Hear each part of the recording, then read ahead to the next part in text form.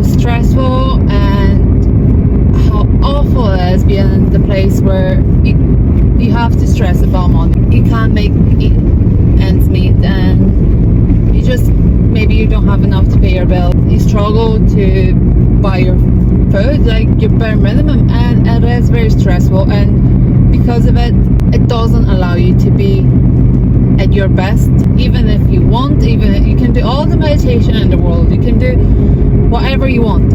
As long as you don't have money enough to give you peace of mind, you will never be at your best.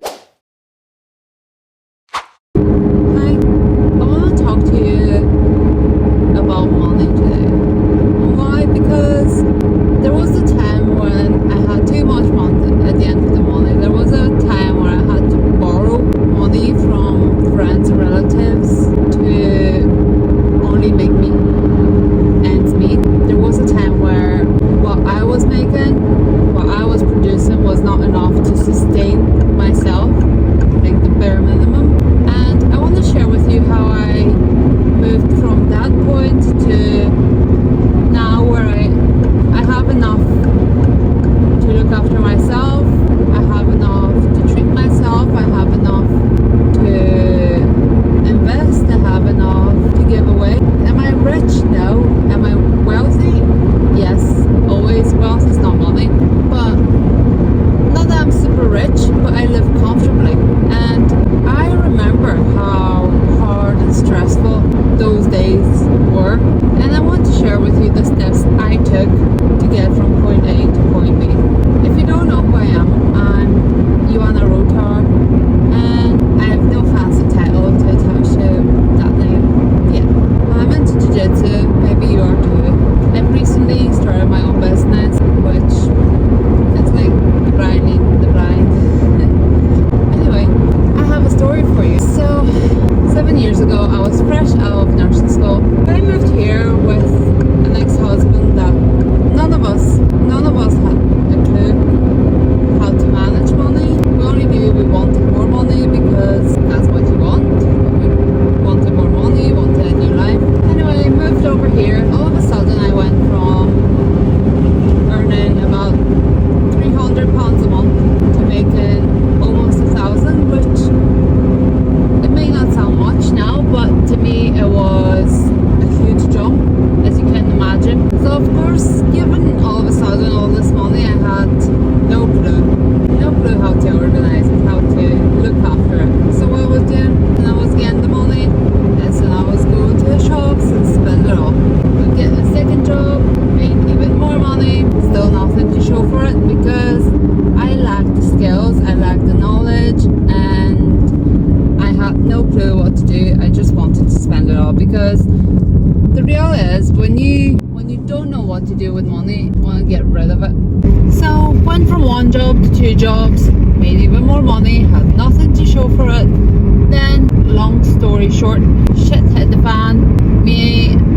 My husband and I broke up, divorced. So I went from 4 household income to only 2. And having 3 pets to look after and myself and a house. So obviously I had no clue what was going on, what to do. I was struggling to make ends meet again, badly. But I was always proud and I never wanted to ask for help, except when I had to. Anyway, some time went by and then this one day randomly I was in work and one of the girls I was working with, she was saying she discovered this app that helped her save money. And I thought to myself, I have no money to save, what would I save? But I thought I'll give it a go, and actually worked pretty well, although I still haven't had a clue what was happening because this app was doing things automatically. It actually helped me save money, and I've changed not 1 but 2 cars thanks to it.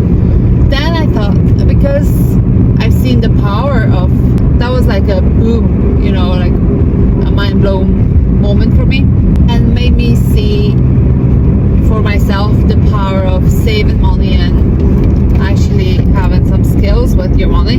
So then I decided to look more into it, and gradually I've learned about how to save, what to do, and I just kept looking into it and learning more and more and eventually it got better and better. Anyway, I'm gonna share with you 3 steps you can take to get you from struggling to make ends meet to actually enjoying your life and living, let's say, somewhat stress-free, living comfortably. So number 1, use an app that will optimize savings for you. It's called micro saving, and what these apps do, they take pennies every day, every week from your account. They calculate your expenses and they take away pennies and save them for you. And I think it's a great way to start. If you have very little or almost nothing to save, micro saving is the best way to go for. Otherwise, listen till the end. Step number 2, what I done and it helped, was developing a habit of always, every day, checking my account. What checking my account done, I subconsciously was all of a sudden more aware of how I was spending my money. And because I knew, I stopped ignoring how much money I had, so I started acknowledging it. Therefore, it became something I subconsciously became better at. And then step number 3, actually I'm gonna share with you an extra step, and it's not even a step, is the way I split my money now to have enough for everything. And step number 3 is I started reading books. I started listening to content and looking for content that was talking about money management and getting familiar with the language that comes with money.